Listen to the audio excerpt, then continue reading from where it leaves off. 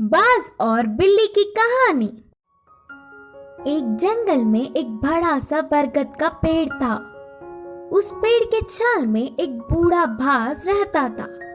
वह बाज अंधा था, इसके कारण वह कहीं बाहर नहीं जा पाता। उस पेड़ पे बहुत सारे पंछी भी घोंसला बनाकर अपने बच्चों के साथ रहते थे। वह पंछियां पूरा दिन भोजन ढूंढने में लग जाते। यह बूढ़ा बाज पंछियों के बाहर जाने पर उनकी बच्चों को अच्छी अच्छी कहानियां बोलते हुए ध्यान रखता। शाम को घर लौटने वाले पंछी उनके लाए हुए भोजन में थोड़ा सा बाज को भी देते। ऐसे समय बीतता गया। एक दिन वहाँ से गुजरता हुआ एक बिल्ली पेड़ पे खेल रहे पंछियों के बच्चों को देखा। आहा, बच्चे बहुत नरम हैं।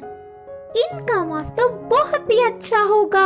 इतने स्वादिष्ट खाने को मैं अपने सामने रखकर पूरा जंगल घूमता रहा। सोचकर उन्हें खाने उस पेड़ पर चढ़ गया। उस बिल्ली को देख सारे पंछियों के बच्चे डर के चिल्लाने लगे।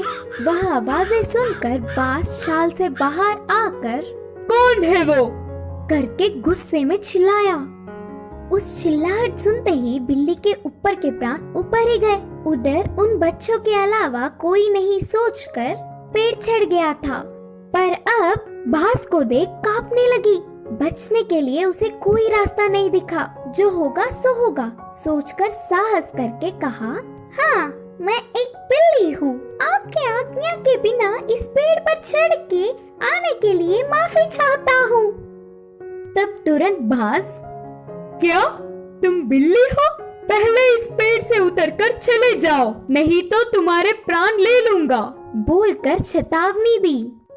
हाँ, पर अब गुस्सा ना हो। मेरा जन्म बिल्ली जात का होने पर भी उस जात के लक्षण नहीं आए।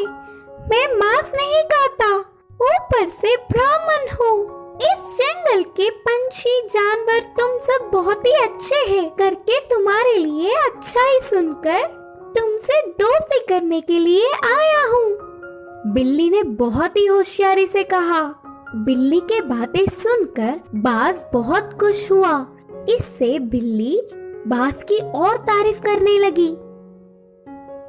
उस दिन से दोनों अच्छे दोस्त भी बन गए। तब से हर दिन वह बिल्ली पंछियों के ना होने के समय पर बाज के पास आकर 1 घंटा बातें करके चली जाती। बिल्ली के मीठे मीठे बातों से पंछियों के बच्चे उससे अच्छे से मिल गए। ऐसे कुछ दिन बीत गए। फिर मौका देख हाथ आए हुए हर एक बच्चे को खाना शुरू कर दिया।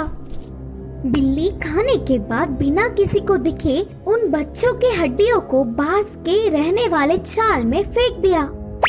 आगे आगे पेड़ पे रहने वाले पंछी अपने बच्चों को गायब होता देख वह सब एक दिन इकट्ठा होकर बाज के पास आकर अपने बच्चों के गायब होने वाले खबर पूछे। अंधा बाज उसे कुछ नहीं पता, लेकिन सारे पंछी बाज के घर जाकर देखा तो पूरा चाल पंछी के बच्चों की हड्डियों से भरा पड़ा था। बिल्ली के बारे में ना कुछ जाने बिना सारे पंछी बाज ही उनके बच्चों को मारकर खाया होगा सोचकर उस बूढ़े बाज को अपने नुकीले चोंचों से वार कर करके मार दिया। करके पीड़ित होते हुए बाज ने अपने प्राण छोड़े। इस कहानी की शिक्षा है कि जन्मजात के लक्षण मरने से भी नहीं मिटते।